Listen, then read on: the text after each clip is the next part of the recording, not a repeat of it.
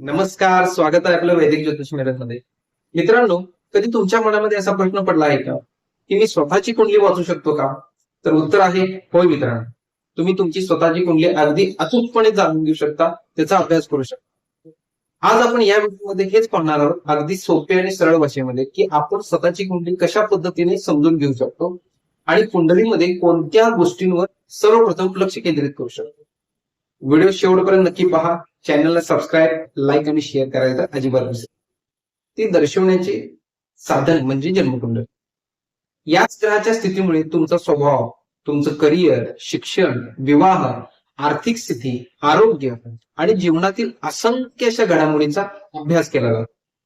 पण लक्षात ठेवा मित्रांनो, जन्मकुंडली म्हणजे तुमचं भविष्य निश्चित करण्याची गोष्ट नाही. जन्मकुंडली म्हणजे ती तुमची प्रवृत्ती, संधी आणि आव्हानांचा अभ्यास करण्याचे एक साधन आहे. कुंडलीचं अध्ययन करण्यासाठी सर्वप्रथम कोणत्या गोष्टी लक्षात घेतल्या पाहिजे ते आता आपण पाहूया. सर्वप्रथम आहे लग्न. याच्यावरून तुमचं व्यक्तिमत्व आणि हा संपूर्ण जीवनाचा पाया दर्शवला जातो.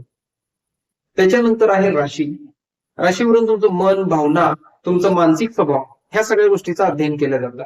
त्याच्यानंतर आहे लग्ने, म्हणजे लग्न भावचा स्वामी. तो कुठे बसला आहे, कोणत्या भावामध्ये बसला आहे, कोणत्या स्थितीमध्ये बसला आहे, हे पाहणंही अत्यंत गरजेचं आहे.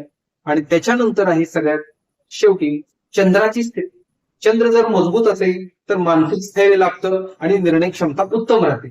जर चंद्र कमकुवत असेल, पीडित असेल तर याच्यामध्ये बाधा उत्पन्न होते.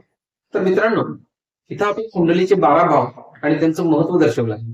तर एक एक करून आपण बघूया.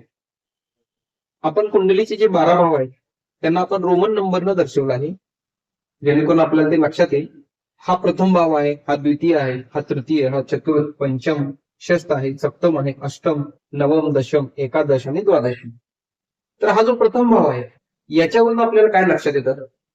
याच्यावरून आपल्याला व्यक्तीचं व्यक्तिमत्व, स्वभाव, मानसिकता ह्या सगळ्या गोष्टी आपल्याला लक्षात येतात. द्वितीय भावावरून हा भाव आहे धन, कुटुंब, त्या व्यक्तीचा आपल्याला दर्शवलं जातं. तृतीय भावावरून पराक्रम भाव, भावंडे, बंधू बांधव याचा हा भाव आहे.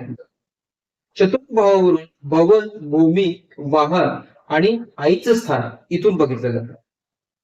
पंचम स्थानावरून व्यक्तीचं शिक्षण, संतती ह्या सगळ्या गोष्टी बघितल्या जातात. 6व्या स्थानावरून, षष्ठ भावावरून रोग, रिपू, ऋण आणि नोकरीचं स्थान इथंच आहे. रोग म्हणजे आपल्याला ज्या व्याधी होणार आहेत, रिपू म्हणजे आपले शत्रू आणि ऋण म्हणजे कर्ज. आणि नोकरीचं स्थान पण 6वं स्थान आहे, षष्ठ स्थान.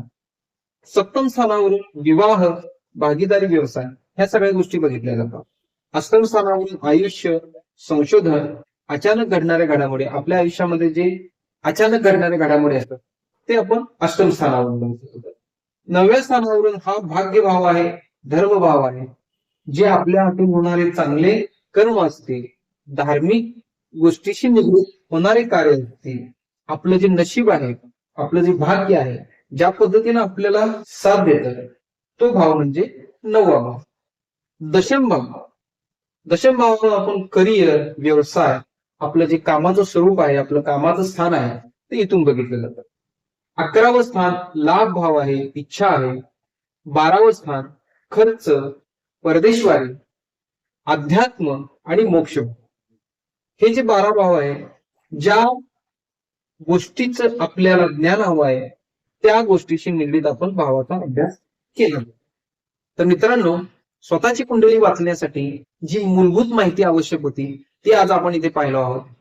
पुढील व्हिडिओमध्ये आपण प्रत्येक भावाचं हे सखोल विश्लेषण आणि ते कसं करायचं हे आपण पाहणार आहोत. व्हिडिओ आवडला असेल तर लाईक करा, शेअर करा आणि चॅनलला सबस्क्राईब करायला तर अजिबात विसरू नका. धन्यवाद.